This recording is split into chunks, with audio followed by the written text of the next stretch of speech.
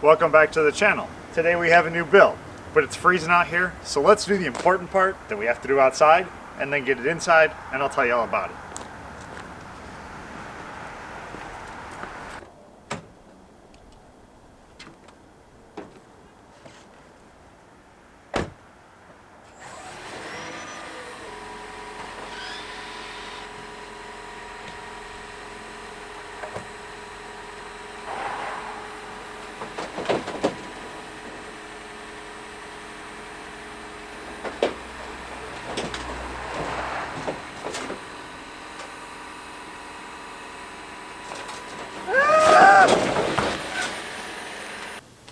So that's a little better. It's a little bit warmer in here. So our build is a 2020 Toyota RAV4 XSE Hybrid all-wheel drive. The name is bigger than the car. Looks like the car behind it didn't stop quite as fast as it did.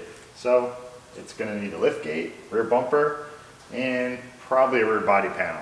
We'll get the liftgate open and check it out. Oh yeah, and this is one of those cars that doesn't exist. It's one of those clear title total losses. All the experts told me that's not possible, but I don't know, what is this, like number 50 something that I've proven them wrong with? I have a little damage up in the front here. Maybe whatever hit it, pushed it into something else, cracked the bumper, popped it out. Looks like it just needs a cover. If they're really expensive, I might repair this. It needs a bath because when I picked it up, it was covered in Texas dirt. Now it's covered in Illinois salt. Welcome to Illinois. Start rusting. So maybe we'll wash it up. Nah. Wrong channel. 31,800 miles. It's pretty loaded up. It's got all-wheel drive, panoramic roof, leather interior, navigation, collision avoidance. It's the highest you can get in the sport version, which is the SE. Yeah, definitely nowhere near a total loss. But they still totaled it. Guess somebody was afraid to change the liftgate. We do have a Christmas tree. I think every light that could possibly be on is on. I'm hoping we'll find some broken wires back there or something to explain it. Although we were missing some fuse box covers up there, so maybe somebody's been fiddling around in this one. We won't know till we check out our codes and start somewhere. Well, let's get it up on the frame rack and start pulling it apart. Make a list of everything we're going to need and start getting stuff ordered. Okay, so I may have washed it, but it's not on video, so you have no proof. Let's see how bad this is going to be. It's going to take some work. That did not open like it was supposed to.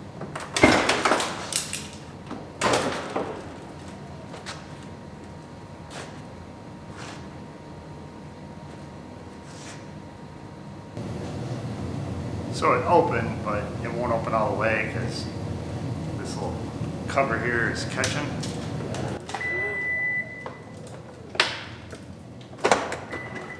So we're gonna have to take it off the hard way with wrenches. But we can disconnect the wires and washer, and then we can just take the gate off, get it out of our way, not have to worry about it anymore. I don't want to do any more damage by forcing it open. In order to get to the wiring harness and washer hose, we have to pull the headliner down just a little bit. There's a couple of push pins in the back. There's actually 3 of them. And we'll pull the headliner down. Start unplugging our wiring harnesses. There's a couple of them in there. And Toyota engineers, in their infinite wisdom, decided that instead of having the plugs right inside the grommet, they'd run it all the way along the top of the roof and down to the D-pillar. So we're going to have to work our way down there and disconnect that one. Thanks, Toyota. So we got our washer line disconnected. We can at least feed that one through. So it's ready to come out. And we'll pull down our D-pillar trim, the upper quarter trim, just the back half of it so that we can get to the plug that should have been 2 feet to the center of the car. We'll unplug that. We've already pulled the harness off the rest of the roof, so now we just gotta fish it out of there.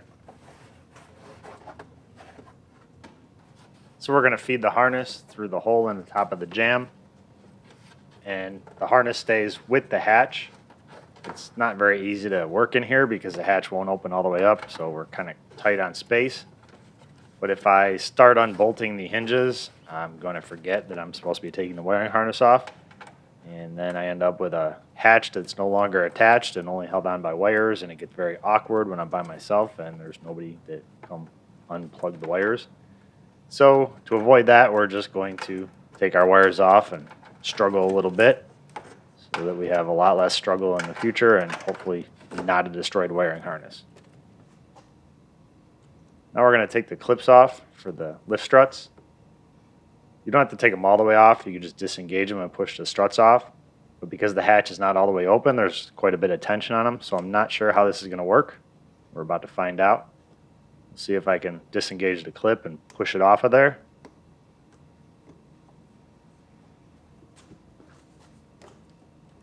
And not happening. So we're going to take the clip all the way off. That way when we do open the hatch, all you got to do is push them and they'll fall right off. Much easier.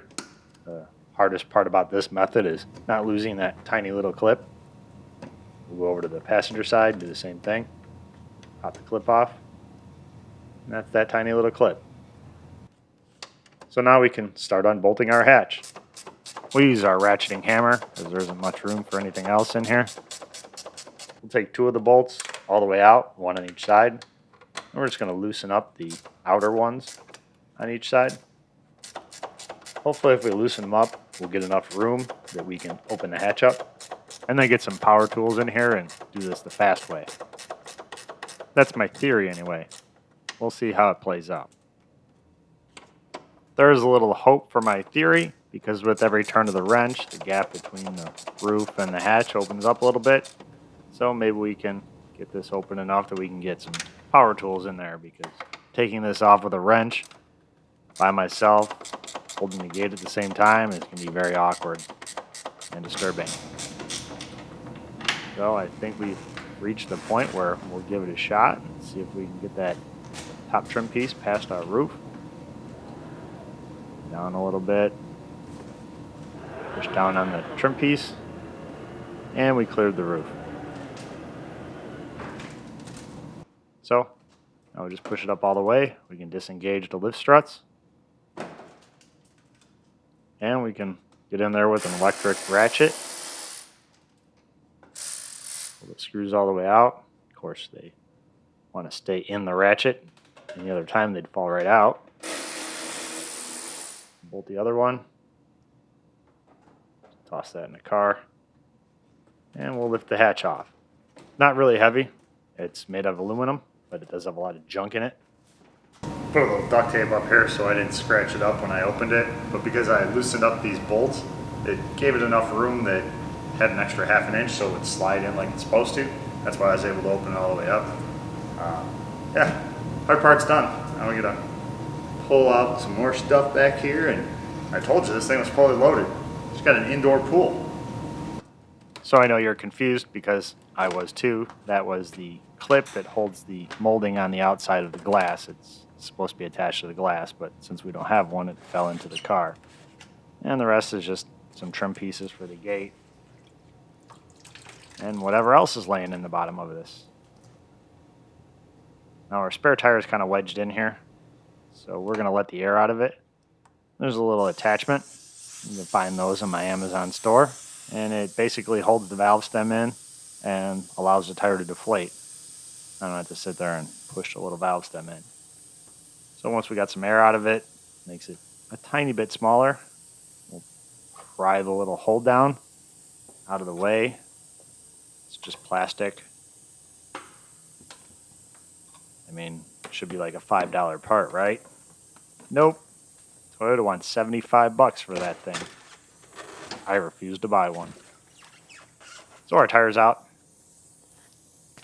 And our flotation device is floating. Seems it's working correctly. Dry that out. And we'll spin our hold down off, which literally is just a piece of plastic with a bolt through the center for $75. Thanks, Toyota. I'll pull the plugs out of the bottom, and we're draining our swimming pool. We have to put the summer water in. That's Illinois. We got to put antifreeze in there so it doesn't freeze. And we have some more parts in the back seat. So let's pull those out. The cover for where the battery goes, and the spare tire cover. Somebody's been here before. Hey, we even got a cargo shade. I rarely get those. And some jack tools. That looks like it. Somebody really cleaned this thing out. They even took the floor mats. Now we're going to pull our taillights out, pop this little cover off the back, and we can get to our screws that hold the taillight in and one that holds the bumper in. Pop the taillight out of the quarter, and then we'll unplug it. Because the wiring harness for the taillight is very conveniently located inside the rear quarter trim, which we haven't taken off yet. Thanks, Toyota. We'll pop the cover off the other side, and then bolt this taillight. This one wasn't broken. The other one had an unexpected inspection port in the back. Now we can unbolt our mud flap and wheel flare so that we can pull our bumper off. There's a couple screws in it, a bunch of push pins. We'll pop all those off of there. Probably forget where they go. A couple more push pins on our wheel flare here. And this front piece is supposed to stay attached, but it's two-sided taped on and it fell off, so we're just going to pull the whole thing off. We'll give it to the two-sided tape gnome and let him retape it for us, and then we'll put it all back on later. There's one push pin for the bumper cover hidden underneath all that stuff, and then wiggle and pull it out of the quarter bracket. We'll get the screw in the back at the bottom. It's got a little plastic bezel around it that's kind of wedged in there, so we'll pop that off. And at this point, the bumper cover should come off, but it's kind of wedged around the bumper reinforcement. It's not supposed to be that way. So now we can unbolt our mud flap on the driver's side. And we'll get to the wheel flare. Now that all our fasteners are out, we can separate the wheel flare from the bumper cover. It's just got some tabs that pop in there. And we'll get that little push pin that's hidden behind it. We're going to pull our bumper cover off the quarter bracket. And I decided to take the wheel flare off. We'll take that one screw out of the bottom and its little bezel. And our bumper should pull right out of this quarter. Unplug our parking sensors that are in the bumper, and there's one retainer on the bottom that actually made it through the accident. The other one didn't. So our bumper's off. And it appears some damage is hidden underneath. We'll pull our mud flap off so we don't inevitably tear our wheel liner off when we walk into it. And now we're going to drain our battery hot tub. Yes, it was floating. I guess not floating. Sitting in about 6 inches of water. So we just pulled the drain plug out of the bottom. So we're definitely going to need a reinforcement rear body panel. These little extensions, you can change those pretty easy. They're just the end of the frame rails. That's it. Our floor should straighten here. It's got a little buckle from where the rear body panel went in. Our rails are nice and straight. Pretty much just the lift gate pushed everything in. I got a little bit over here we'll have to pull out. The body panel goes up to here. I'll straighten this little piece of the quarter. But that's it. Looks like a pretty simple job. Didn't find any broken wires. Nothing I didn't expect back here. It's actually better than I thought it was going to be. So our bumper cover is actually 4 pieces. There's an upper cover, this little lower piece here. Actually, I guess these are the upper covers. There's one on each side. This one's cracked. This one's fine. Our lower cover and our filler piece are both damaged, so we're going to need those. Got a broken parking sensor here, so we'll order that up. Our lift gate, we're going to need the lights, the filler panel, the glass, the lower panel. Yeah, might be able to find a used hatch, but I'd be willing to bet that everything else is probably going to be brand new from the dealer, probably the cheapest method. Let's find out. Now we can unbolt our bumper reinforcement and see just how bad our body panel is underneath it.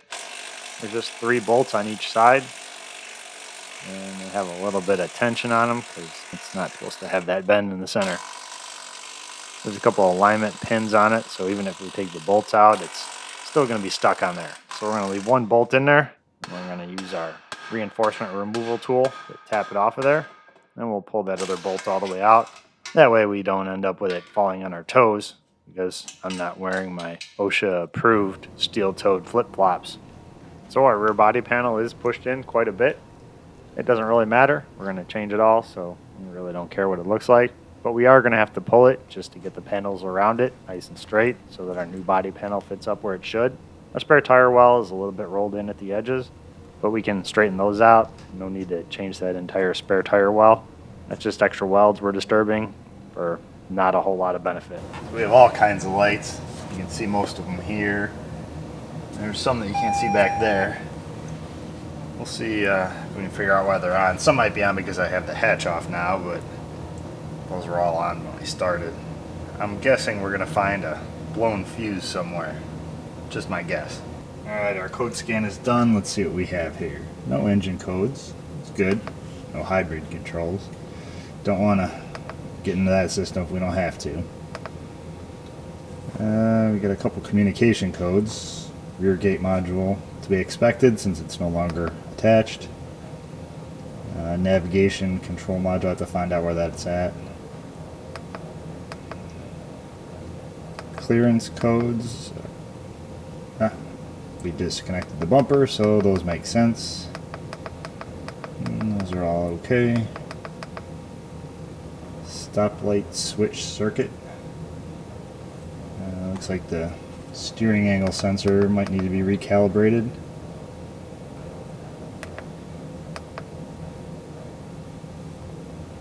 Right front speed sensor, left front speed sensor. Wasn't expecting those. Occupant classification system fault. It's a Toyota, got hit in the back end. Probably just need to recalibrate the passenger seat. Most likely.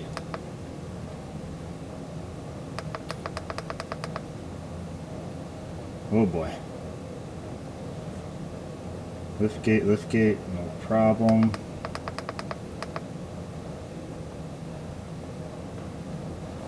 It's unhappy about the vehicle speed sensor.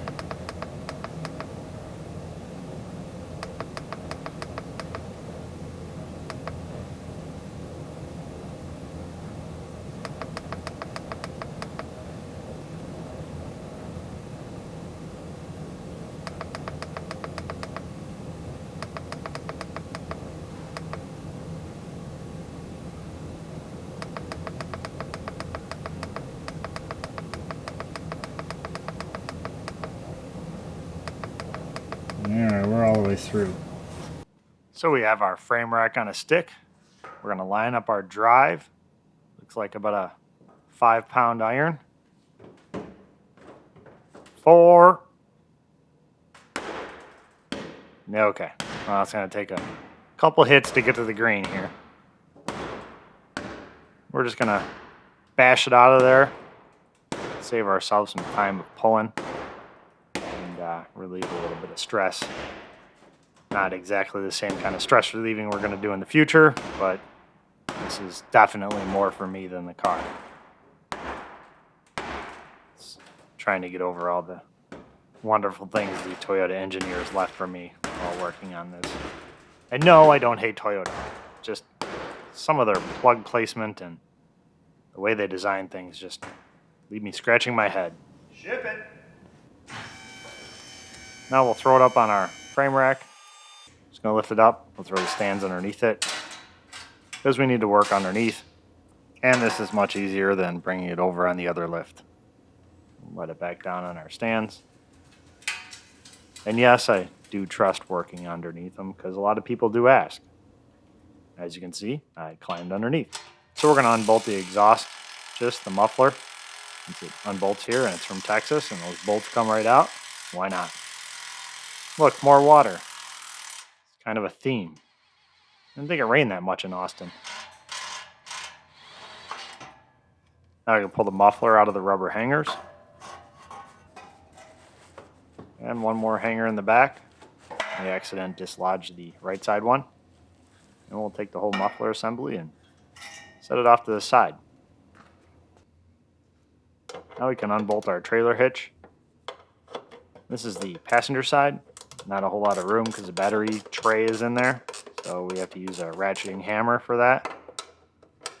Spin those off of there. Luckily this is from Texas because up here in Illinois, those bolts would not come out about a year after this car was on the road.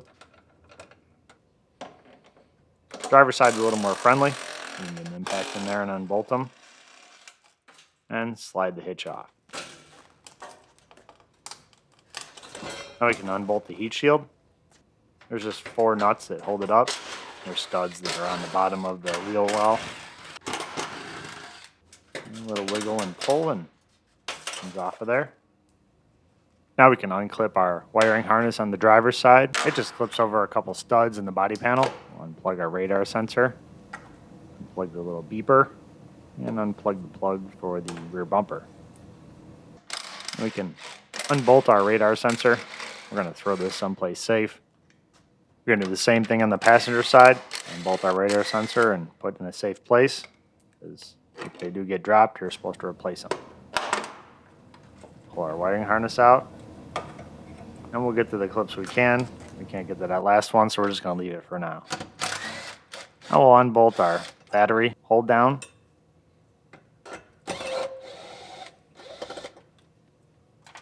Pull the hold down out of there. And we can unbolt our negative cable. And the positive cable requires our ratcheting hammer. So we'll loosen that up. Pull our terminals off of there. And then we're going to wiggle our battery out of here. It's kind of crammed in there. Area is a little smaller than it's supposed to be. And no, this is not the hybrid battery. This is just the regular engine battery. The hybrid battery is actually under the back seat. Hopefully we don't have to get into that. Now we can unbolt our cargo hook and the quarter trim. And there's a little push pin in the top here. Pull that out of there. And we'll pull our gasket out for our rear hatch. And we'll set that inside the car. And Toyota likes to use the gooey fun stuff for their weather stripping. So we're going to get that all over everything. We'll put our clamp on our pinch weld here and tighten it up. I'm going to give it a little pull. Probably should have done this before we took the battery out. It made life a little easier, but I don't always do things the way it makes sense. And we're going to start our pull. And we have it wrapped around our ram so that it pulls both evenly. It's like having one big clamp. I'll show you in a second. A little bit of stress relieving because we are saving this outer panel. So basically we're trying to get the curves to curve like they're supposed to be. They're a little further than they should be because everything got pushed in. So as we pull it out, we tap it in and it straightens it out. And everything looks pretty good. We'll pull this bracket off for our bumper so that it's out of our way. And we'll put the screws back in so I don't forget where they go. It must be Sunday because I wore my holy shirt. That's the one that I lit myself on fire with when I was welding up the trailer. I really wasn't joking. I lit myself on fire. So back to the car. We'll put a little more on this seam. A little more stress relieving. Get everything where it should be. That's why I left the quarter trim on, so I could clip it in, make sure everything was in the right spot. I'll measure it later, but it gives me a good idea. We'll pull a little more at the bottom. And now we're ready to start pulling some of the interior out. We'll pull this little panel off the front. And there's a cargo hook in the front. It's got a little cap over it. And bolt the cargo hook. Pull that out of there. And then we can unplug our quarter trim. There's a light and a socket on this side. We'll unplug those. There was one screw in the top where the cargo cover goes, but I guess the video guy didn't record that. Now we'll pull the one out of the driver's side, same way. And you're also not going to get to see that one screw that's in the cargo cover hole. Not sure what the camera guy was up to for that. Pop our trim out of here. And we'll pull the other piece off of it. It kind of sits behind it, but I don't want to pull the rear seat out because Toyota rear seats are not a lot of fun. So we'll see if we can sneak it out of there. Now we can unplug our subwoofer and pull the bolts out of it. Take out the whole subwoofer assembly. We'll put our clamp on this side. And just straighten out that inside piece. It's not supposed to have that little buckle in there. Our body panel really doesn't matter, but like I said, the stuff attached to it does. So we'll put a little pull on it. And we'll hammer that piece flat. It's supposed to be straight, not bent at a 45-degree angle in the center.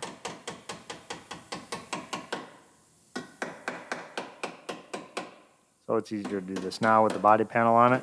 So I'm using one chain here, and that's for a reason. I want to pull both of these evenly.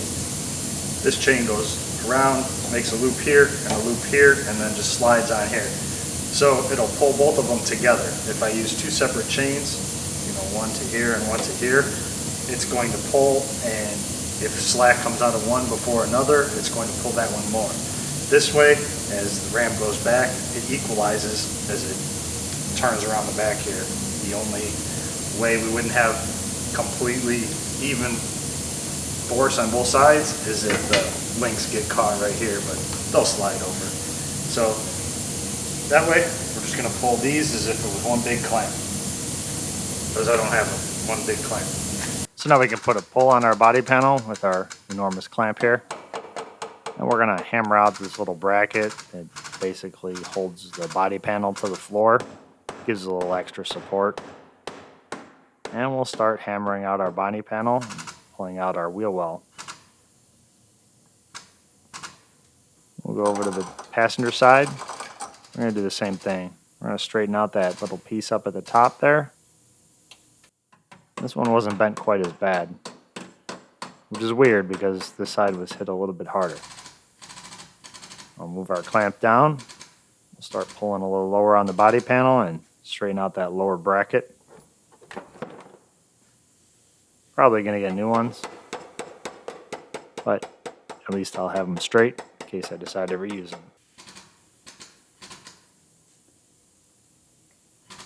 Now we can unbolt the little brackets.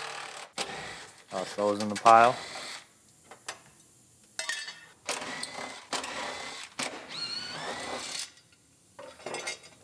And we brought out our favorite tool. We're going to chisel out around where this little plug goes. That way we can save the little clip. Open it up, squeeze the tabs from the back, and close it back up. Then we can push our whole harness back through the body panel. Now we're going to start grinding out all of our spot welds with a die grinder, because I don't like belt sanders. And this accomplishes the same thing. So we'll grind all of our spot welds off all the way along the bottom, and we'll grab the reciprocating butter knife, because I grabbed the dullest saw blade I could find, as usual. And we'll cut some slots in this thing. We're going to take out the center piece. I didn't want to cut through the piece underneath, so we'll use the die grinder to finish off our cut. So we're just cutting through the top panel. Now we can break it loose, tear it off of there. On this side we'll change it up a little bit. We'll use the air chisel to finish it off. It broke away enough that I wasn't going to hit the piece underneath with the air chisel, so that's why I chose it on this side. And we toss this. You guessed it. We're going to scrape off the seam sealer at the end of our body panel so we can see our spot welds. And then we're going to grind those off as well. Grind them off at the top. And there's a couple spot welds we can drill all the way through because they weld to the body panel we're replacing. And now we're going to put a little pull on the end of our frame rail while our rear body panel is still welded to it. The reinforcement mount is actually welded to the body panel, which is actually welded to the frame rail. And when I buy the rear body panel, that extension comes with it. They used to come separate. Now we can turn our 1/8 inch holes into 8mm holes. Yeah, there's a metric conversion in there somewhere. Since we have our pulling all done, and now we can separate our rear body panel. Couple of hits and break most of it loose, and then just wiggle it off of there. And you know. So I'd like to award Toyota with a participation trophy for attempting to cavity wax the inside of this frame rail. At least there's 2 tiny little spots that won't rust. The rest of the frame rail is on its own. Now that our body panel is out of the way, we can start pulling on our spare tire well. We can pull directly on it and hammer it out, get the couple little bends that are in there back out. So that's as far as we're going to go for today. Next time we come back, we'll pull the rest of our body panel out of here, straighten out whatever we need to back here where the bumper reinforcement mounts, and hopefully our parts are going to be here, so we'll be able to throw our body panel in, put our lift gate on, make sure everything fits, and get it all welded up. Hopefully. We'll find out. So, thanks for watching, and I'll see you soon. I'll give you a little update. All the parts were cheapest from Toyota, so that's where we're getting them from. I did find a couple of used lift gates, but the power lift gates are different than the non-power lift gates. And apparently junkyards are pretty proud of their power lift gates. So yeah, they can keep them.